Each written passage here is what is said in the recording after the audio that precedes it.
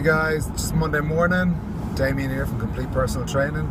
Just thought I'd just start the week well with a question that I'm always asked by clients about bread and gluten and carbohydrate. So, what exactly happens when we have carbohydrate? Okay, it spikes our insulin levels, our blood sugar levels. Our insulin then needs to be released from our pancreas to bring that blood sugar level down. So after training is always the time that we can most tolerate carbohydrate. So if we're thinking of having, a big starchy meal and we're not really training around exercise or not really having it around exercise, well then I think we need to think again a little bit, because we're taking too much carbohydrate on during the day. So post-training is when you have your main carbohydrate feed, as I said, because your body's most tolerant to having it, taking it, and needing to restore those glycogen stores. So what happens then when a client comes to me and says, but I just had a piece of bread, surely it's carbohydrate, surely it's not going to have the same effect as normal carbohydrate, or surely it is. And I'm like, well, no, it's not, because it's not just a carbohydrate. It's not a healthy carbohydrate. Why? Because it contains gluten, okay, which is a small protein that is generally found in grains that a lot of human beings just aren't able to tolerate.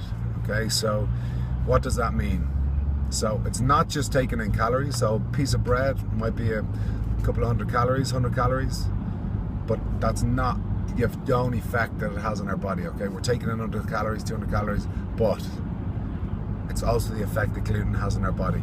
Okay, so what can gluten do? It can inflame our gut, it can make us retain water, it can bloat us, okay, amongst tons of other things. So one piece of bread, okay, doesn't mean it's just one piece of carbohydrate, a couple of 100 calories, no big deal. If you can't tolerate it, okay, it could be a couple of days before your inflammation comes down, before your bloating comes down, before your water retention comes down. Okay, notice how you feel after the next piece of bread or piece of pasta you have.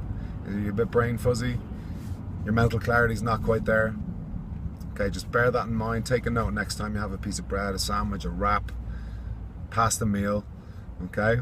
Just remember, okay, so after that, 2 or 3 days afterwards, your body or your gut is still inflamed from that piece of bread, from that piece of pasta possibly, okay? So basically your body isn't in an optimal place to lose fat. It's not an optimal health when it's inflamed. Okay, so this means your body's not going to start losing fat again for another 2 or 3 days after you've just had that bit of gluten, i.e. your wheat or your pasta or your bread.